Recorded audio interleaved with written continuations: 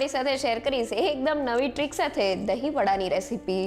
તો દહીં વડા આપણે ઘરે બનાવતા જોઈએ છીએ, પણ આજે હું તમારી સાથે એવી ટિપ શેર કરીશ કે તમારા દહીં વડા પહેલી જ વારમાં એકદમ કોટની સોફ્ટ અને સ્પોન્જી તૈયાર થશે. સાથે ઘરના રેગ્યુલર મસાલામાંથી દહીં વડાનો મસાલો ફક્ત 2 મિનિટમાં તૈયાર કરશું. તો પરફેક્ટ માપ અને એકદમ સારી રીતે ચાલો રેસીપી શરૂ કરીએ. એકદમ ટેસ્ટી દહીં વડા માટે સૌથી પહેલાં બેટર બનાવવા મેં 1 વાટકી જેટલી અડદની દાળ લીધેલી છે. સાથે તે જ વાટકીના માપથી અડધી વાટકી જેટલી પીળી મગની દાળ લીધેલી છે.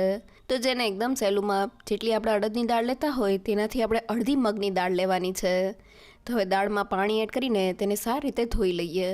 તો અહીંયા આપણે દાળને ત્યાં સુધી ધોવાની છે જ્યાં સુધી આ રીતનું સફેદ પાણી ક્લિયર ન થઈ જાય. તો હવે ધોવાયેલી દાળનું બધું જ પાણી કાઢી લઈએ અને હવે દાળ ડૂબે તેટલું પાણી એડ કરીને દાળને 4 કલાક માટે પલાળી દઈએ. તો દહીં વડાને જનરલી અડદની દાળ સાથે બનાવવામાં આવે છે, પણ અહીંયા મેં અડદની દાળ સાથે થોડી મગની દાળ પણ પલાળેલી છે. અડદની દાળમાં ચીકાશનું પ્રમાણ હોય છે જેનાથી દહીં વડા ફૂલેલા બને છે, જ્યારે મગની દાળ દહીં વડાને અંદરથી એકદમ સોફ્ટ બનાવે છે. અહીંયા મેં 1 કપ અડદની દાળ સાથે તેનાથી અડધી એટલે કે અડધા કપ જેટલી મગની દાળ લીધેલી છે. તમે તેની જગ્યાએ અડધા કપ અડદની દાળ અને અડધા કપ મગની દાળ એમ બંને સરખા પ્રમાણમાં પણ લઈ શકો છો, પણ આ પ્રપોર્શન સાથે એકદમ પરફેક્ટ રિઝલ્ટ આવશે. તો લગભગ 4 કલાક જેવું થઈ ગયું છે અને દાળને જોઈએ તો દાળ એકદમ સારી રીતે પલળીને ફૂલી ગઈ છે. હાથેથી દાળનો દાણો દબાવીએ તો તે સારી રીતે તૂટી જાય છે. તો પલાળેલી દાળનું બધું જ પાણી ચાયણાની મદદથી કાઢી લઈએ. તો દાળને પીસવા માટે મિક્સર જારમાં એડ કરી દઈએ. સાથે અડધા કપ જેટલું ઠંડુ પાણી એડ કરી દઈએ. તો આપણે દાળનું જાડું બેટર તૈયાર કરવાનું છે, એટલે પીસતી વખતે વધુ પડતું પાણી એડ ન કરવું. અને હવે તેને સારી રીતે ગ્રાઇન્ડ કરી લઈએ. તો દાળ ગ્રાઇન્ડ થઈને તેનું આ રીતનું સેજ દરદરું અને થીક બેટર તૈયાર થઈ ગયું છે. તો હવે તેને મિક્સિંગ બાઉલમાં કાઢી લઈએ. અને હવે પીસાયેલા બેટરને હાથની મદદથી એક જ ડાયરેક્શનમાં ફેરવતા જઈને 5 થી 7 મિનિટ માટે ફેટી લઈએ. તો દહીં વડા બનાવતી વખતે આ પ્રોસેસ સૌથી ઇમ્પોર્ટન્ટ છે. બેટરને ફેટવાથી તેમાં હવાના કણ ભરાય છે અને તે એકદમ લાઇટ અને ફ્લફી તૈયાર થઈ જાય છે, જેનાથી કોઈ પણ જાતના સોડા કે ઈનોના ઉપયોગ વગર આપણા દહીં વડા ફૂલેલા બને છે. તો લગભગ 7 મિનિટ જેવું થઈ ગયું છે અને તમે જોઈ શકો છો કે બેટર એકદમ સારી રીતે ફેટાઈને આ રીતનું ફ્લફી તૈયાર થઈ ગયું છે. અને ફેટાયેલા બેટરને પાણીમાં એડ કરીને જોઈએ તો તમે જોઈ શકો છો કે બેટર પાણીમાં આ રીતના ઉપર તરે છે, મીન્સ તે એકદમ લાઇટ અને ફ્લફી તૈયાર થઈ ગયું છે.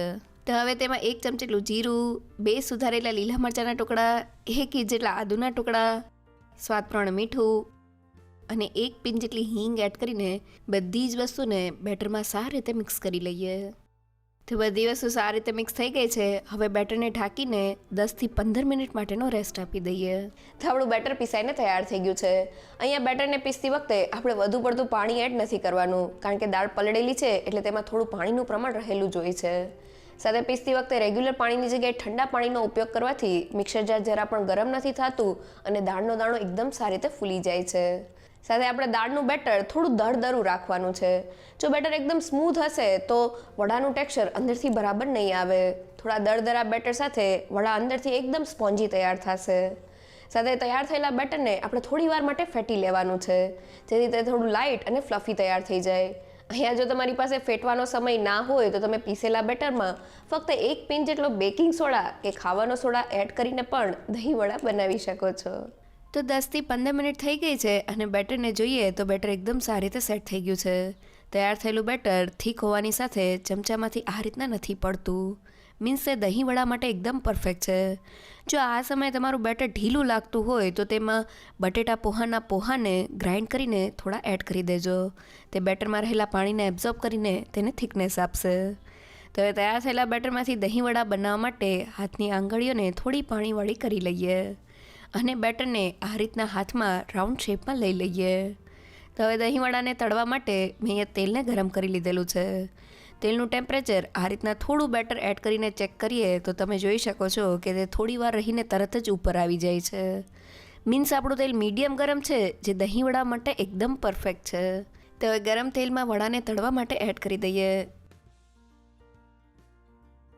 તમે બધા જ વડાને એડ કરી દીધેલા છે.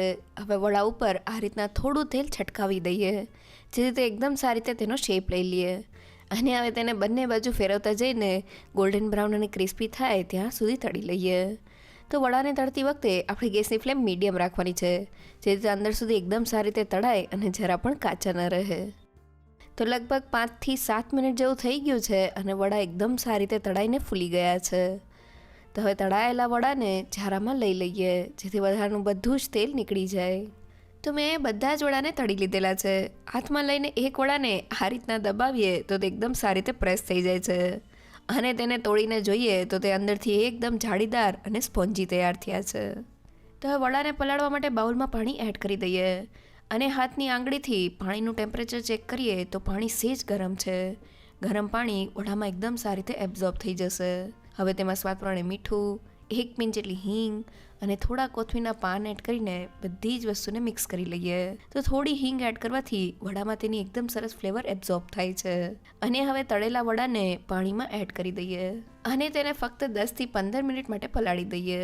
આપણા વડા પાણીમાં સોક થાય છે. અહીંયા વડાને ડાયરેક્ટ તળ્યા પછી આપણે પાણીમાં એડ નથી કરવાના, નહીં તો વડાના અંદરના ભાગમાં ગાંઠ પડી જશે. એકવાર વડા બધા જ તળાઈ જાય એટલે થોડું પાણી ગરમ કરીને તેમાં વડાને એડ કરવાથી વડા પાણીને સારી રીતે એબ્ઝોર્બ કરીને ફૂલી જાય છે અને તેનું એકદમ સરસ કોટની ટેક્સચર આવે છે. સાથે આપણે વડાને લાંબા સમય સુધી પાણીમાં નથી સોક કરવાના, ફક્ત 10થી 15 મિનિટમાં જ વડા પાણીને એબ્ઝોર્બ કરીને સોફ્ટ થઈ જશે.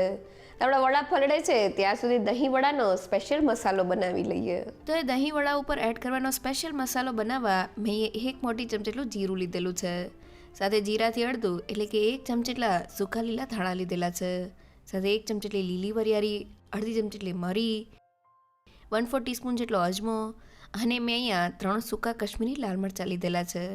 તેને હાથેથી થોડીને એડ કરી દઈએ અને મસાલાને ધીમા ગેસ પર 1થી 2 મિનિટ માટે રોસ્ટ કરી લઈએ.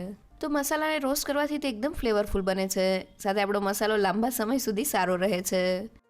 તો લગભગ 2થી 3 મિનિટ જેવું થઈ ગયું છે અને તમે જોઈ શકો છો કે બધી વસ્તુ એકદમ સારી રીતે રોસ્ટ થઈને ઉપરથી સેજ ગોલ્ડન બ્રાઉન થઈ ગઈ છે. તો ગેસની ફ્લેમ બંધ કરી દઈએ અને તેને પ્લેટમાં કાઢી લઈએ. તો રોસ્ટ થયેલા મસાલા ઠંડા થાય એટલે તેને પીસવા માટે મિક્સર જારમાં એડ કરી દઈએ. સાથે 1 ચમચી જેટલો સંચળ પાવડર, સ્વાદ પ્રમાણે મીઠું અને 1 ચમચી જેટલો ચાટ મસાલા પાવડર એડ કરી દઈએ અને બધી જ વસ્તુને ગ્રાઇન્ડ કરી લઈએ. તો બધી વસ્તુ ગ્રાઇન્ડ થઈને આપણો દહીંવડા ઉપરનો એડ કરવાનો સ્પેશિયલ મસાલો તૈયાર થઈ ગયો છે. અને હવે દહીંવડા માટે દહીં બનાવવા મેં અહીંયા 2.5 કપ એટલે કે 2 કપની ઉપર અડધા કપ જેટલું દહીં લીધેલું છે. તેને ચાયણીમાં એડ કરી દઈએ. સાથે મીઠાશ માટે મેં અહીંયા 6થી 7 મોટી ચમચી જેટલી દળેલી ખાંડ લીધેલી છે. તો દળેલી ખાંડ એકદમ ફટાફટ દહીંમાં મિક્સ થઈ જાય છે. ખાંડનું પ્રમાણ તમે તમારા ટેસ્ટ પ્રમાણે વધુ કે ઓછું કરી શકો છો. સાથે 1 પિંચ જેટલું મીઠું એડ કરીને દહીંને એકદમ સારી રીતે ચાળી લઈએ. તો આ રીતના દહીંને ચાળવાથી તેનું એકદમ સ્મૂથ અને વેલ્વેટી ટેક્સચર તૈયાર થઈ જશે. તો મેં બધા જ દહીંને ચાળી લીધેલું છે અને તમે જોઈ શકો છો કે એકદમ ક્રીમી ટેક્સચર સાથે આપણું દહીં તૈયાર થઈ ગયું છે. તો લગભગ 10થી 15 મિનિટ પછી પાણીમાં પલાળેલા વડાને જોઈએ તો વડા પાણીને એબ્ઝોર્બ કરીને સાઇઝમાં ડબલ થઈ ગયા છે. તો હવે તેને હાથમાં લઈને બીજા હાથની મદદથી તેમાં રહેલું વધારાનું પાણી કાઢી લઈએ. અને હવે આ રીતના બધા જ વડાને પાણીમાંથી કાઢીને તેમાંથી વધારાનું પાણીને સ્ક્વીઝ કરી લેવાનું છે. અહીંયા વડાને છરીથી તોડીને તમને બતાવું તો તમે જોઈ શકો છો કે એકદમ કોટનની ટેક્સચર સાથે સોફ્ટ વડા તૈયાર થયા છે. અને હવે પાણીમાંથી કાઢ્યા પછી વડાને ઠંડા દહીંમાં એડ કરી દઈએ અને દહીંથી સારી રીતે કોટ કરી લઈએ. તો અહીંયા તમારે જેટલા દહીં વડા બનાવવા હોય તેટલા જ વડાને તમારે દહીંમાં એડ કરવાના છે. તો બધા જ વડા દહીંથી એકદમ સારી રીતે કોટ થઈ ગયા છે. તો આપણા એકદમ ટેસ્ટી દહીં વડા તૈયાર થઈ ગયા છે. વડાને થોડી વાર માટે દહીંમાં સોક કરવાથી તે દહીંને સારી રીતે એબ્ઝોર્બ કરીને એકદમ જ્યુસી તૈયાર થાય છે. તો એ તૈયાર થયેલા વડાને સર્વ કરી લઈએ.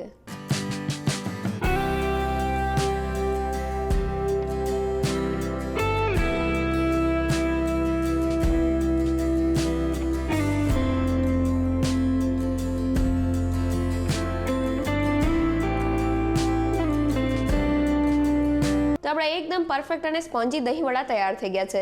દહીં વડા બનાવતી વખતે બસ તમારે અમુક વાતનું ધ્યાન રાખવાનું છે. પહેલી એ કે અડદની દાળ સાથે થોડી મગની દાળ પણ પલાળવાની છે. સાથે દાળના બેટરને થોડું દળદરું પીસવાનું છે અને બસ પીસેલા બેટરને થોડી વાર માટે ફેટી લેવાનું છે, જેથી દહીં વડા એકદમ સ્પોન્જી તૈયાર થાય. અને જો સમય ના હોય અને વડા બરાબર ના ફૂલે તો થોડો બેકિંગ સોડા એડ કરીને વડાને પરફેક્ટ કરી લેજો. સાથે તૈયાર થયેલા વડાને થોડી વાર માટે ગરમ પાણીમાં પલાળીને પછી દહીંમાં સોક કરવાથી તે એકદમ પરફેક્ટ ટેક્સચર સાથે તૈયાર થશે. તો દહીં વડાની આ રેસીપી એકવાર ચોક્કસથી ટ્રાય કરવા જેવી છે. જો તમને મારી આજની રેસીપી ગમી હોય તો મને કમેન્ટ સેક્શનમાં જરૂરથી કહેજો. સાથે મારા વિડીયોને લાઇક અને ફ્રેન્ડ્સ અને ફેમિલીમાં શેર કરજો અને મારી ચેનલને સબસ્ક્રાઈબ કરવાનું ના ભૂલશો. તો ફરી મળીએ એક નવી રેસીપી સાથે.